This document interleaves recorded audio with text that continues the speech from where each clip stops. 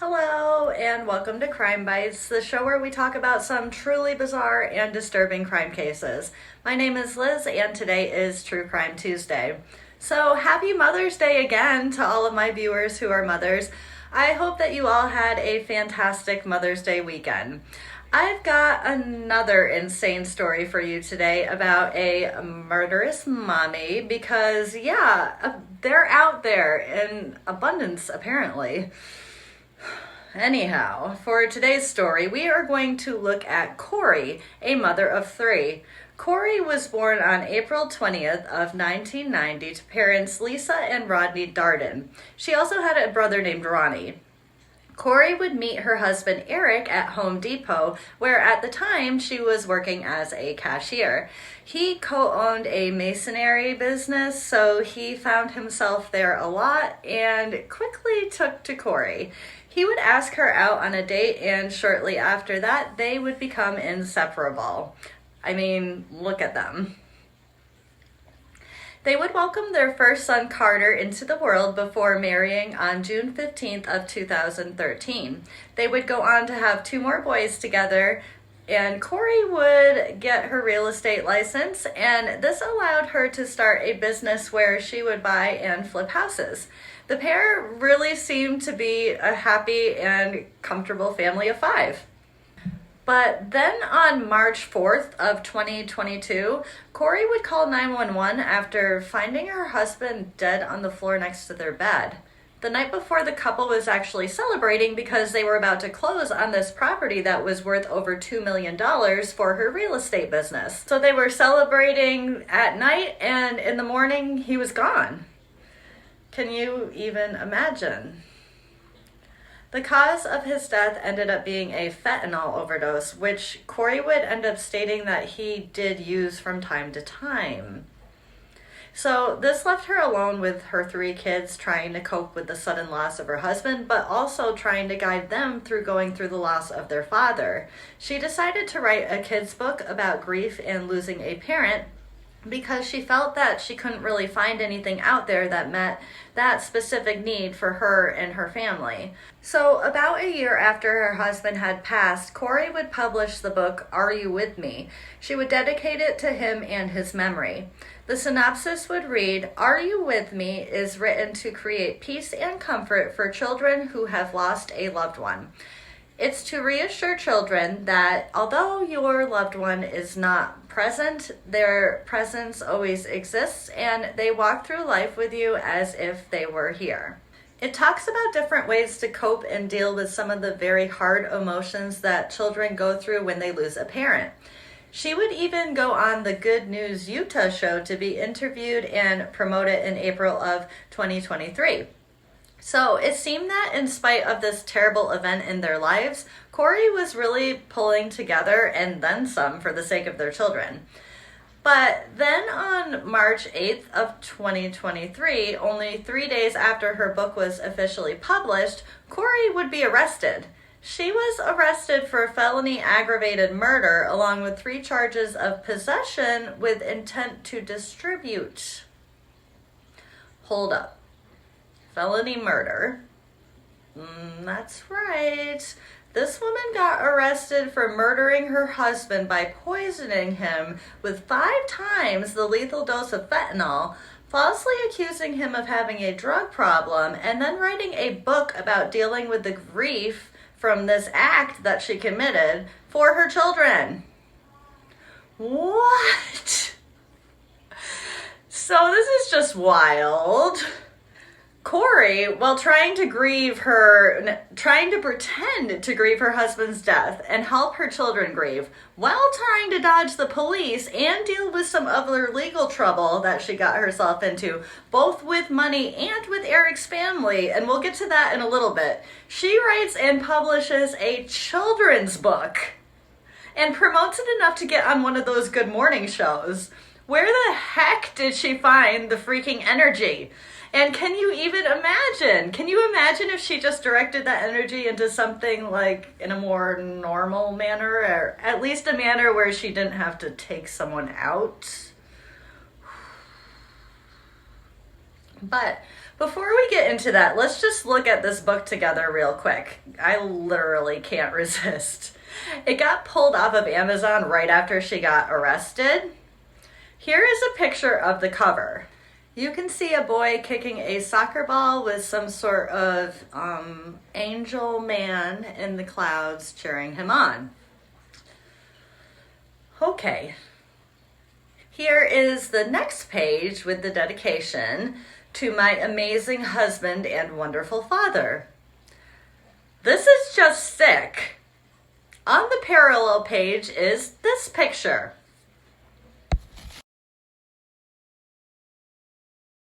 Stop it right now. Does this make you as angry as it makes me?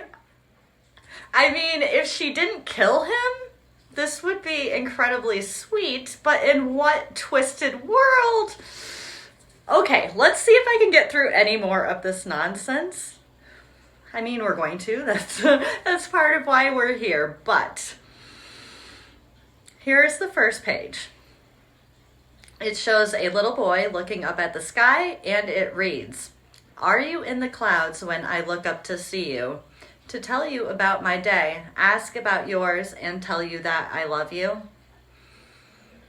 Here's the next page. "Are you at my soccer game when I scored the goal for you? I looked for you in the crowd, but you weren't there. Did you see it?" Okay, this is pissing me off. Here's the next one, and really?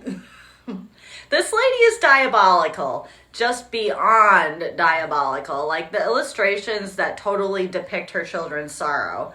This page reads, "Are you with me on my birthday to blow out my candles, to celebrate another year and watch me grow, teach me new things and watch me make mistakes?"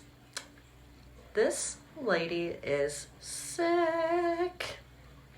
Okay, so there's 5 more pages with sad pictures and text just like these. I'm not going to read all of them. You get the idea. Then there's this page with Angel Daddy. I'm sorry. I don't know. Maybe it's just because of the whole situation, but I'm getting such a creepy vibe from it. Anyways, this page reads, "Yes, I am with you. I am with you to listen about your day and tell you about mine. I sit next to you while you talk with my arm around your shoulder and my head on your head while we talk together." This one reads, "I am with you when you scored that goal for me. You couldn't hear me cheer for you, but I yelled and I clapped as loud as I could, just like always." The audacity! The next page reads, "Yes, I am with you while you blow out your candles for yet another birthday. Although I'll miss the upcoming years, I stand hand in hand with you, walking with you, helping you, and praising you. I will watch you grow into a fine young man." I'm done. Okay, so there are more of these pages with creepy Angel Daddy and what would be such really sweet sentiments if the women who wrote them didn't take away these kids' father, which, mind you, by all accounts, Eric was just a really great dad. He loved being a father and his boys loved him.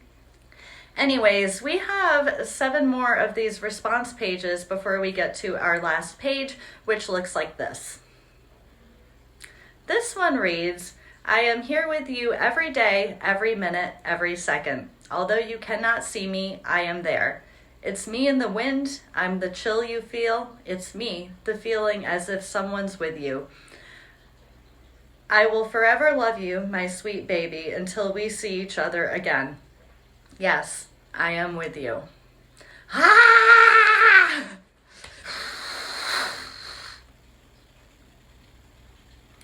So that's the book she wrote about her husband that she killed for her grieving children. I simply cannot. Not even that. She claims me and my kids wrote it. So yeah, that whole first section where they're asking daddy questions was probably her just writing down sad things that her kids were saying.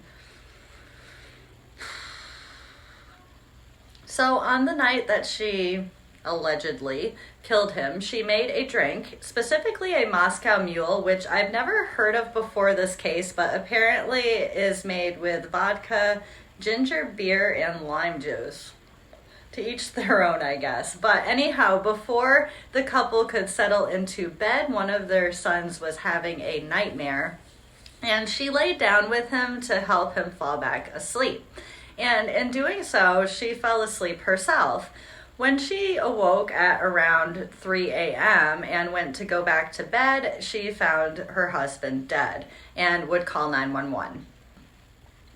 She would claim that she attempted to perform CPR on his body, but evidence would suggest that she didn't, basically because of how much undisturbed pooled blood was in his mouth. They also weren't celebrating closing on a $2 million deal. Eric was actually against her buying the property and was planning on telling her that. Maybe he did. Either way, she went ahead and closed on it after she killed him. And here's yet another thing you need to know. There's just so much with this one.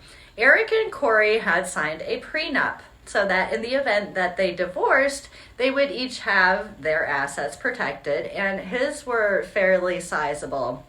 If he died, though, his assets would be left to Kouri, Carter, and any other children that the two would have.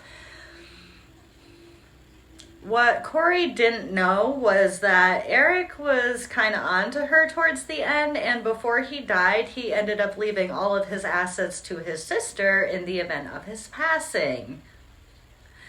When she informed Kouri of this a few days after he passed, Kouri literally hauled off and punched her in the face.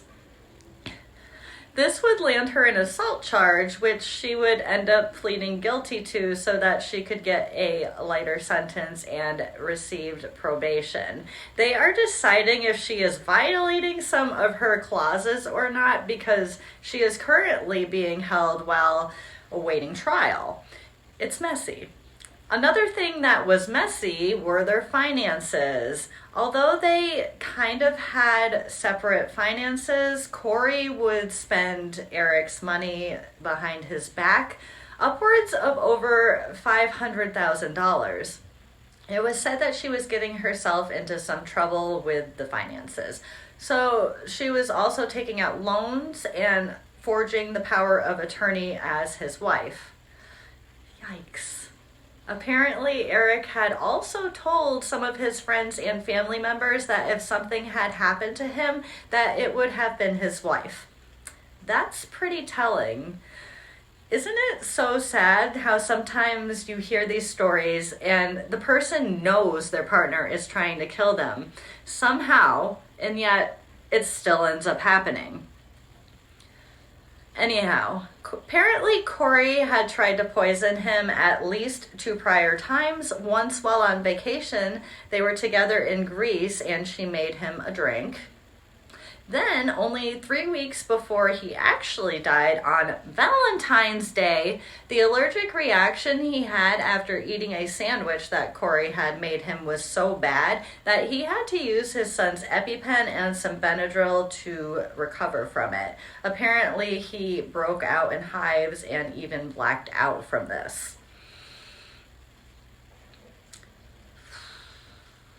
She also tried to go behind his back and make changes to his company life insurance policy before she murdered him, but they notified him and he went right back behind her back and changed it back.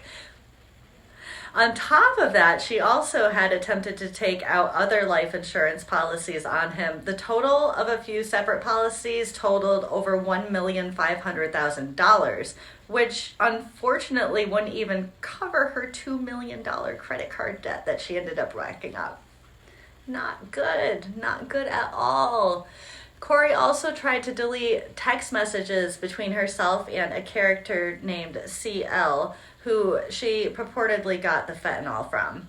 CL would actually confirm this to the police, stating that Kouri bought fentanyl from him a few times, but on the final occurrence, she had requested that he give her something stronger. Specifically, the Michael Jackson stuff.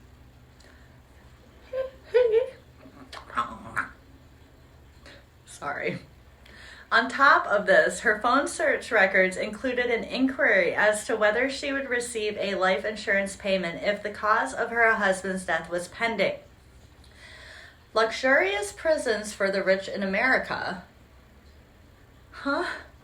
And finally, ladies and gentlemen, what is a lethal dose of fentanyl? Okay. Her lawyer would state that these searches were her attempt to figure out what might happen with regards to her case, but come on.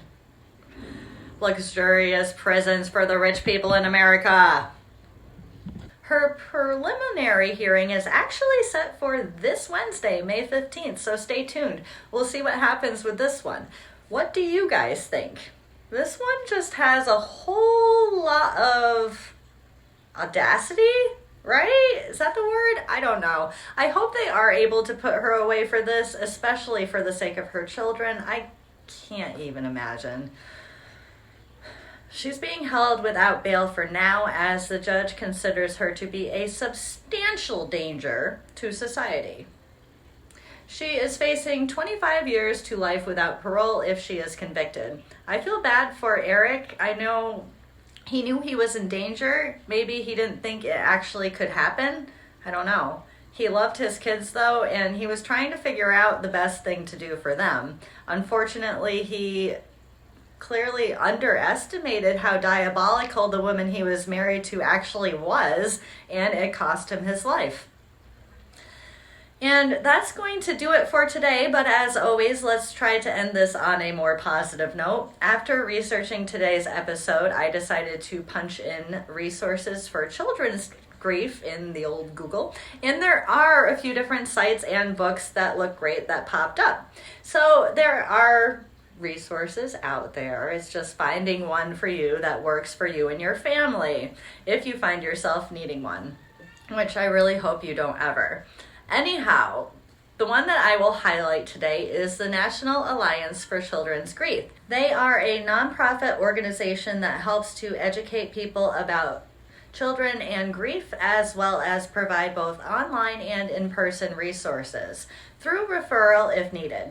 Their mission statement reads, to raise awareness about the needs of children and teens grieving a death and provide education and resources to anyone who wants to support them. And their vision is for no child to have to grieve alone.